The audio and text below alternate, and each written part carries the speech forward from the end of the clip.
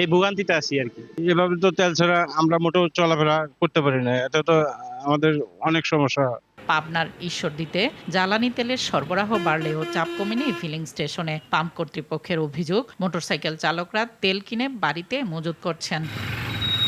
বাগেরহাটে তেলের জন্য লাইনের শিক্ষক, শিক্ষার্থী, চাকরিজীবী সহ নানা শ্রেণী পেশার মানুষ। 2.5 ঘন্টায় রোদ্রে, এত ঠাটা পড়া রৌদ্র, এখন বলছে লাঞ্চে যাব, এখন আমরা কি করব বলেন। ডিজেল সংকটে মেহেরপুরে মরিচ পাট ও সবজি আবাদ ব্যাহত হচ্ছে। 1000 টাকা তেল আসতে যাইতে ফুরিয়ে যাচ্ছে 2 লিটার, মাঠে যাইতে আসতে যাইতে ফুরিয়ে যাচ্ছে 2 লিটার, 4 লিটার তেল শেষ। 6 লিটার তেলে কিচ্ছু কাজ হচ্ছে না আমাদের, কিছুই পাওয়া যাচ্ছে না। সোনা পাওয়া যাবে টাকা দিয়ে কিনি, তাও বিশেষ করে পেট্রোল, ডিজেল এগুলো পাওয়া মুশকিল। এদিকে ঠাকুরগাঁয়ের রূপসী বাংলা অয়েল পাম্পে তেল বিতরণে নানা অনিয়মের অভিযোগ উঠেছে। আর মজুত করা 1000 লিটার তেল জব্দ করা হয়েছে সাতক্ষীরায়। তেল পাচারে যশোরের বাঘাপাড়ায় 4 জনকে আটক করা হয়েছে। পটুয়াখালীর কলাপাড়ায় এক ব্যবসায়ীকে 30,000 টাকা জরিমানা করেছে ভ্রাম্যমাণ আদালত। অন্যদিকে রাজশাহীতে ফুয়েল ম্যানেজমেন্ট মোবাইল অ্যাপের মাধ্যমে জ্বালানি তেল সরবরাহের উদ্বোধন করেছেন জেলা প্রশাসক। নাদিরা সুলতানা, RTV। দর্শক, জ্বালানি তেলের আরো খবর জানাতে আশুলিয়া থেকে সরাসরি যুক্ত হচ্ছেন সহকর্মী ওমর ফারুক।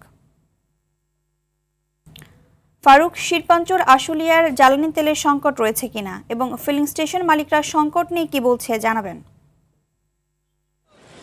ইভা, আপনাকে ধন্যবাদ। আপনাকে জানিয়ে রাখি, এই তেল সংকট কিন্তু আজকে নতুন শুরু হয় না। যুদ্ধের পরে কিন্তু শিল্পাঞ্চল আশুলিয়া দেশের অন্যান্য স্থানের মতো কিন্তু শিল্পাঞ্চল আশুলিয়াতে তেল সংকট শুরু হয়েছে। আর এই তেল সংকটের কারণে কিন্তু সবচেয়ে বেশি বিপাকে পড়েছে মোটরসাইকেল চালক এবং প্রাইভেট কার চালকরা। কিন্তু এছাড়াও কিন্তু এই তেলের প্রভাবে কিন্তু শিল্পাঞ্চল আশুলিয়ায় যে কলকারখানা রয়েছে সেগুলো কিন্তু ব্যাপক প্রভাব পড়েছে এই তেলের কারণে। কিন্তু তাদের বিদ্যুৎ না থাকলে যে লোডশেডিংয়ের সময় তাদের জেনারেটরের উপর অপেক্ষা করতে হয়, সেই জেনারেটর কিন্তু তারা চালাতে পারছে না এই তেল সময় মতো না পাওয়ার কারণে। আমি যদি আপনাকে একটু দেখাই, দুপুর এই পাম্পে, এই নবীনগর যে সিএনজি পাম্প রয়েছে, তেলের পাম্প, এই পাম্পে কিন্তু তেল তেল দেবে এই সংবাদে কিন্তু এই মোটরসাইকেল চালকরা বেলা 11টার পর থেকে কিন্তু এই পাম্পের আশপাশ এলাকায় ভিড় করছেন এবং তারা কিন্তু এখনও অপেক্ষামান রয়েছে, এখনও তারা তেল পায়নি বলে আমাদেরকে জানিয়েছেন। তো 2টি পাম্প রয়েছে এখানে, পাশাপাশি 2টি পাম্প রয়েছে, সেই 2টি পাম্পে কিন্তু তেল দিচ্ছেন। একটি পাম্পে